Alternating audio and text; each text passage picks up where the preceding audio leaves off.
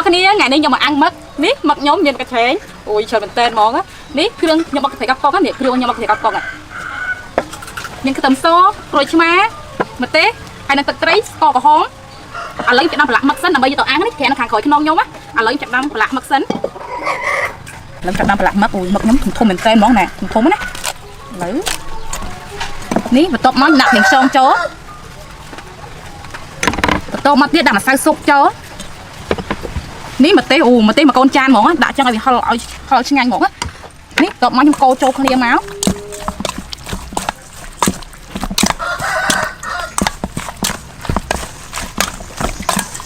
thôi là có hôm món này có hôm đó nào chinh anh mọt món hoặc thường đừng phải chinh anh món á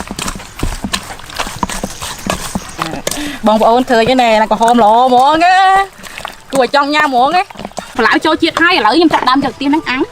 nít lên được cắt hai được hai nè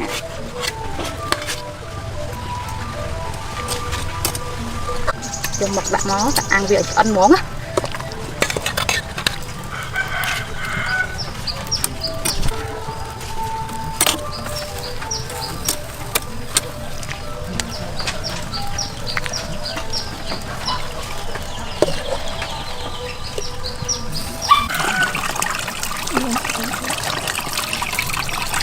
con thèm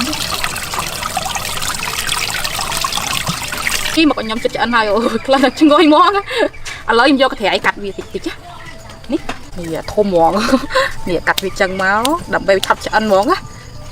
còn con đang chơi khăn món này của trong nhà món khăn chưa ngồi món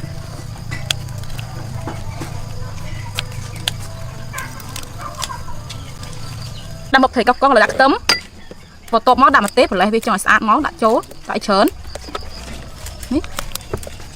đừng ta hơi khăn nữa đây là tôm đang ở mót sân á tìm tôm máu đại đã có hôm châu tiết và tôm máu tiết chúng ta tập tây chố mà sáng sốt chố đại chụp em á đại chớn món á một cái hai đôi chặt châu chán ôi khó cười đâm ta hơi món xinh ảnh mực ăn với nhóm được mang được cho hơi nè ôi chơi một tên món á lại em cắt sần cắt làm bấy số nhắm á ní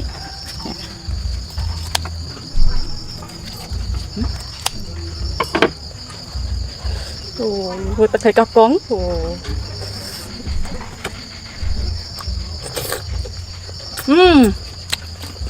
đã mới tự thấy các con ở trong ăn khăn món nít lại như bên chi bên xóm nè xóm này xóm chí xóm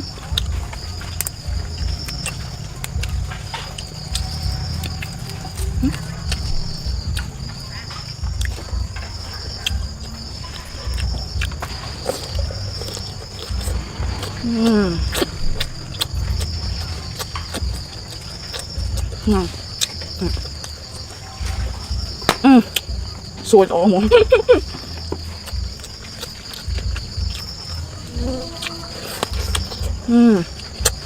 em món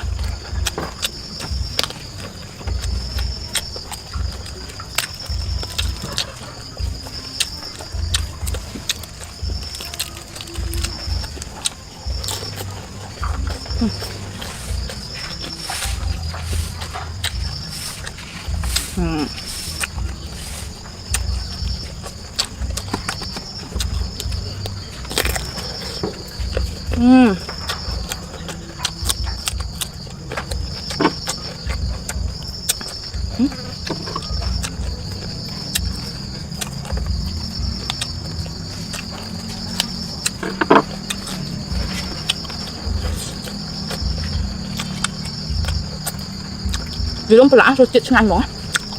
hay tọt mà thực sự các công việc cho anh chuyện vì sai hết nè xóm chỉ mua tập bèn làm dương đó phải cho anh khăn lâu hay tập bèn này mới ui chơi lò mày đặt một xóm món bông ôm cây chụp nhầm xóm nữa nè sọt cho lụa chân máu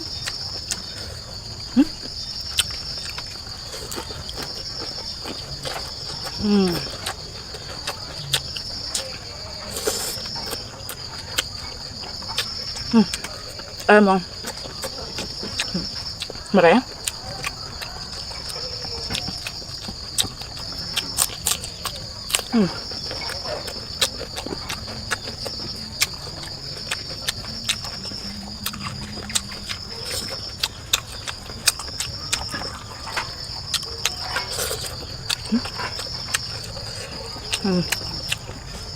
Ngồi khoai lỗ nó mực á, nhưng ăn lỗ phải chấm khoai lỗ ruột nhằm bọn á. Đặt một chi không một tiền chi không ạ, chi nó rồi phải cái đào á, ui cùi lỗ mà sáng kháng đó, đại trong món.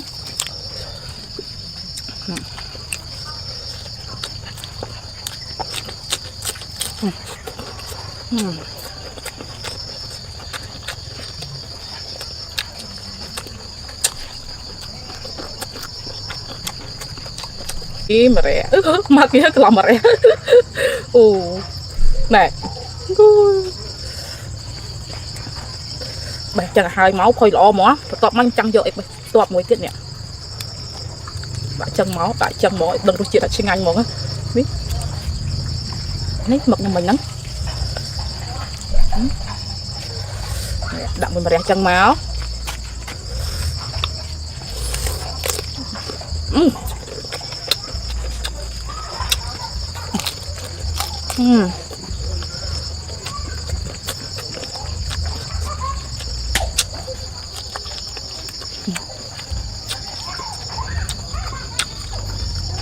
ăn món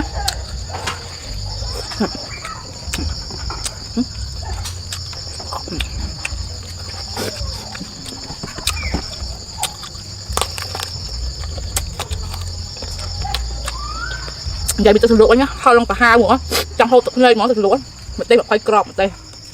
hơi khăn tại bông ôn nhâm chân xin anh món đã trắng hơi trắng nguội mật chân xin anh khăn đó các bạn mật chọn một chí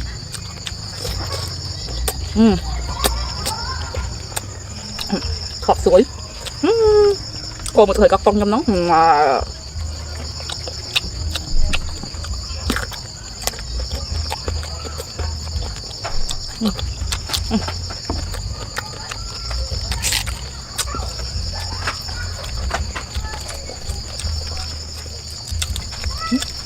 ui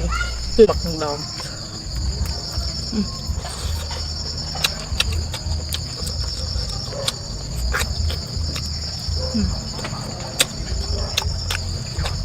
người ta quen lắm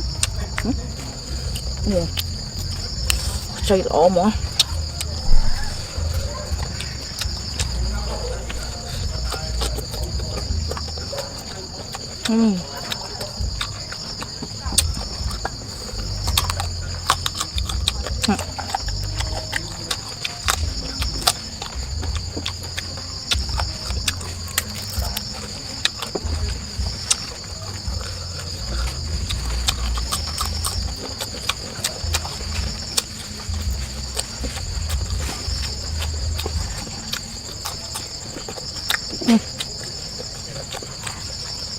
khăn không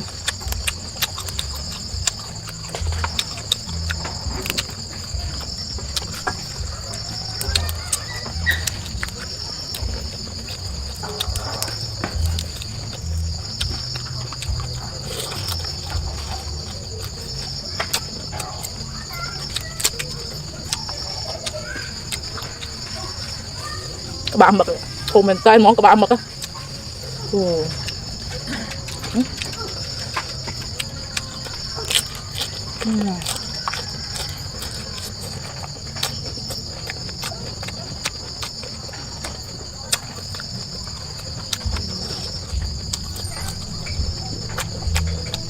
ý mực tiệt hơi nè đi đã chí ấm cái đau ấy nó đã cho kia món